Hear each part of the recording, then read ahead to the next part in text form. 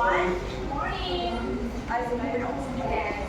Good morning, everyone. Good morning! Okay, so today we are going to talk about portfolio assessment methods. So I know that you're already familiar with portfolio quiz. We already tackled it on assessment learning 1. So before anything else, in your own idea, what is portfolio? Your own idea. For me, portfolio is a compilation of all the output that our teacher requires us to do. Yes, very good. Very well said, Sean. So my topic is all about the features and principles of portfolio assessment. Let's define first what is portfolio. So a portfolio is a proposal collection of student work that expresses students' efforts, progress, and achievements in multiple areas. So join is correct. It is a compilation of what the students can do or say can task assigned sa ilang teacher. So next is what is portfolio assessment? Portfolio assessment is one of the several authentic and non-traditional assessment techniques in education. So why? Why is it that portfolio assessment belongs to the non-traditional or authentic types of assessment? Yes, Floriza? So for me, portfolio assessment belongs to several authentic assessment because we are, when we say authentic assessment kasi, we are focusing on the performance of the researching students. That is why portfolio assessment belongs to several. Yes, that is right. So portfolio assessment belongs to authentic and non-traditional assessment. So when we say authentic, the students are going to perform real-world experiences. So that is why it is belongs to authentic or non-traditional. So when we say non-traditional, same na sila sa authentic. Diba ang traditional, may kataman itong mga tests or papers like MCQs, articles, So, the use of portfolio assessment that became popular in the early to late 1980s in response to the growing by for more reasonable and effective means of assessing students and students' growth and development. So, it is loudly insist that ang portfolio assessment is one of the best thing or one of the best type of assessment wherein ma-track ang development or progress sa students. It is because naman po yung mga evidences like, di ba sa portfolio, it is a compilation. So meaning, for example, sa kanang mga unang activities is wala kayo na give ang best nila sa mga estudyante. So di ba, kung ba na sila sunod ang activities, wala nila yung best or more, pero hindi lang ila ang output. So in that way is, ang teacher is makita niya ang growth and development sa student as well as ang student is ma-assess po niya yung progress. Yes, yung progress nila. Now, understand? Yes. Features and principles of portfolio assessment. There are 4.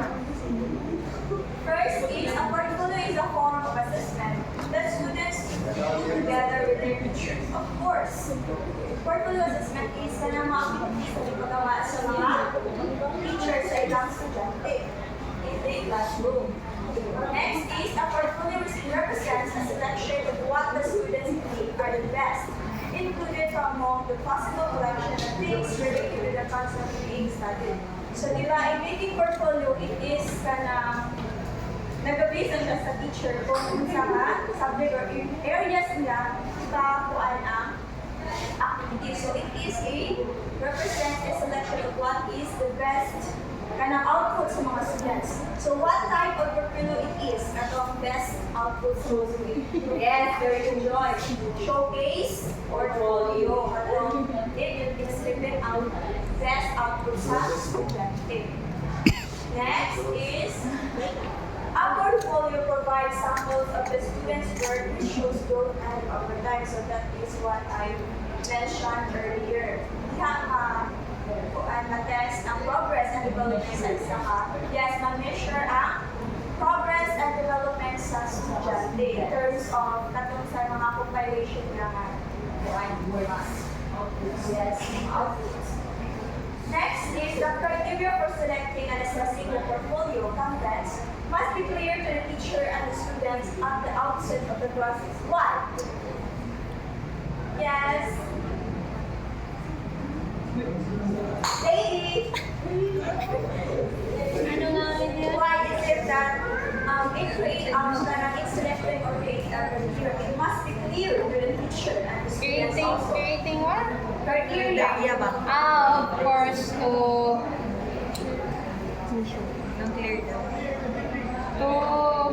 ano bang magabayan kung paano gawin ng mga estudyante ang kanilang mga reports or tasks for them to have the excellent performance and also for the teachers to know where their weaknesses and strengths of the students. Yes, very good, baby.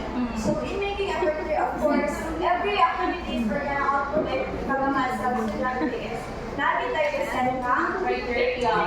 So with the help of the criteria, ang mga students is guided on what they are going to do, di ba? In making a criteria namin na siya nila ng quality, creativity, yes, different categories. So everything na siya.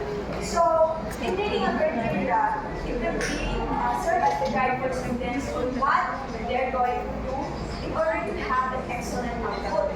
Then, same sa kuan, sa teacher yun, through the use of criteria, it helps them to assess or give the grade. Giving grades to the students' output. Kaya pa sila grades. So, understand? Love questions. Next is principles underlying the portfolio assessment. So, these are the foundations. There are three foundations of the portfolio assessment. Content, learning, and execution. So, content. This principle suggests that portfolios should reflect subject matter that is important for the student to learn. Of course, kanang magpagawa daw activities or output sa mga estudyante. Of course, dapat related siya sa content or subject matter na to be each. Not like words they are related. Next is learning. This principle suggests that portfolio should enable the students to become active and thoughtful learners.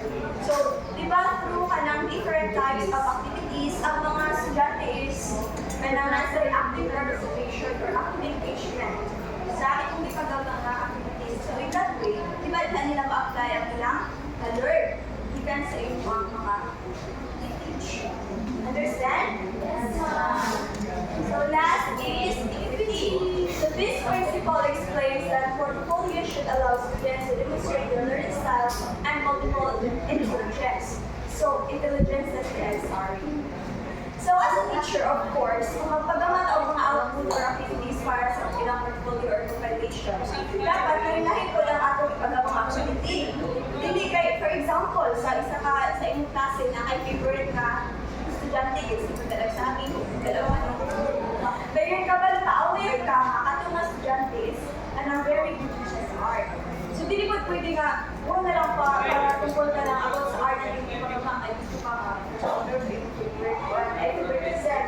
So, sa portfolio dili, dapat, kailangan kung ipagawa mga activities sa estudyante, para ang iba estudyante is, napot sila yung chance na, well, self, yes, kaya naman sila yung learning style or multiple intelligence,